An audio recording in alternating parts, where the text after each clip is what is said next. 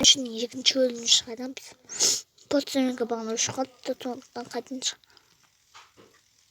Достар, мынау. What the fuck, достар? Екі қол, бір қол. Қараңыздар. Істесем екі қол болып кетеді, достар. Екі қолын істейді. Жоқ, мына жақта екі қол болып кетті. Мына жақта достар, қара. Мына жақта бір қол, мына жақта екі қол. Сонда үш қол болып кетті ғой, достар.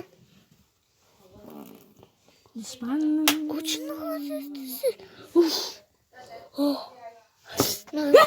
Көч кел жатқан біле алам.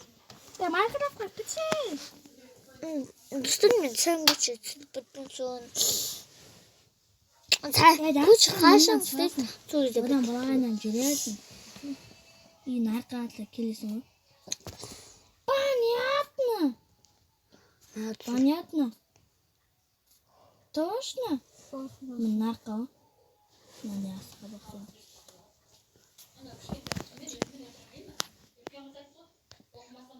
Мен нарқа izin Dostlar, kaç git bilmem. Mor kostüm. Hani bak diyeceğim dostlar. Karagınsan karasın diye dağıtsın. Arkadaşlar.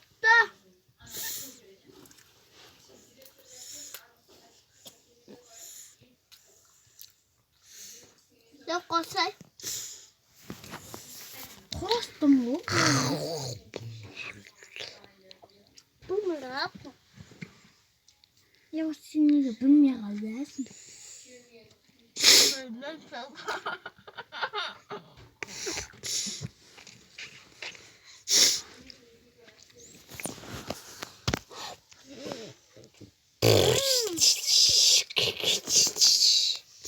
Dostlar mı? Hadi ortada arkadaşlar.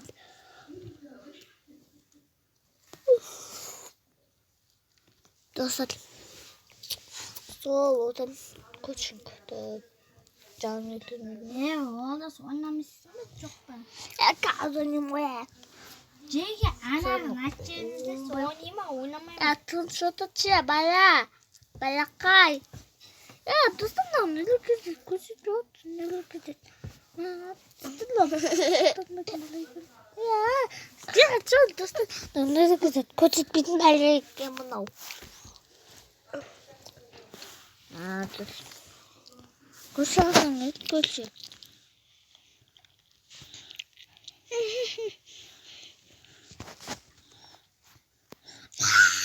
Koşun. Çıktın. Dur. Уже 3 минут буду oturanlar ya. Kaç dostlar. Senin bulamaya oldu söyleyeceğim diye. Tam söyleyeceğim diye. Ya. Добрый день, достал. Ладно, чау, чап, чап, чап.